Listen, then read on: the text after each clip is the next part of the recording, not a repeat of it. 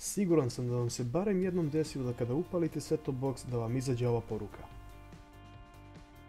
Da, to može da bude jako iritantno, mada na svu sreću nije teško rešiti taj problem. U 90% slučajeva je problem antensko napajanje, odnosno pojačavač za antenu, ili da je sam koaksijalni kabel u prekidu.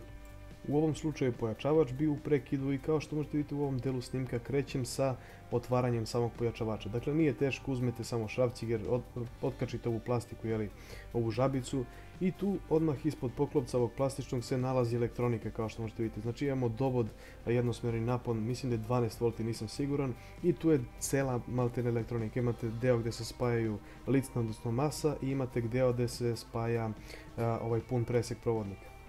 Dakle, uzimam krstasti odvijač i skidam sva 3 šrafa i poslije toga vadim koaksijalni kabel napolje.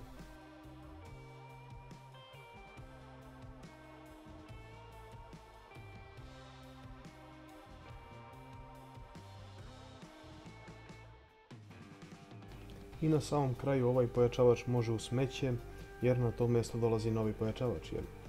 Evo ga, novi pojačavač i krećem sa otvaranjem. Dakle, na istom principu se otvara preko ove žabice.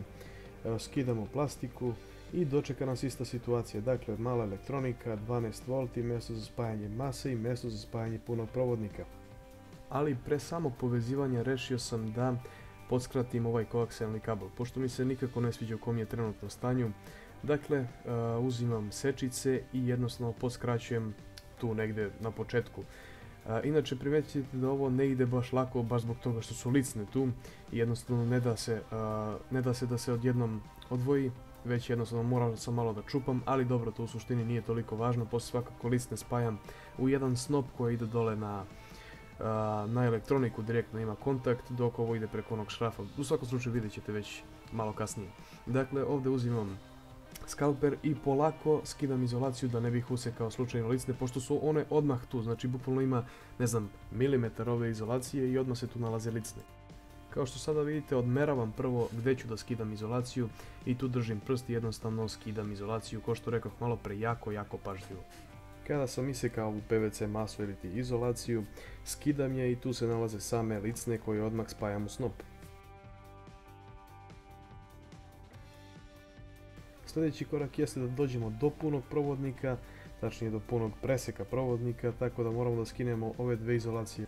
Prva je, kao što ste mogli da vidite, ova neka aluminijumska folija, dok je druga sama ova neka masa, da li je plastika, jer zaista ne znam šta je.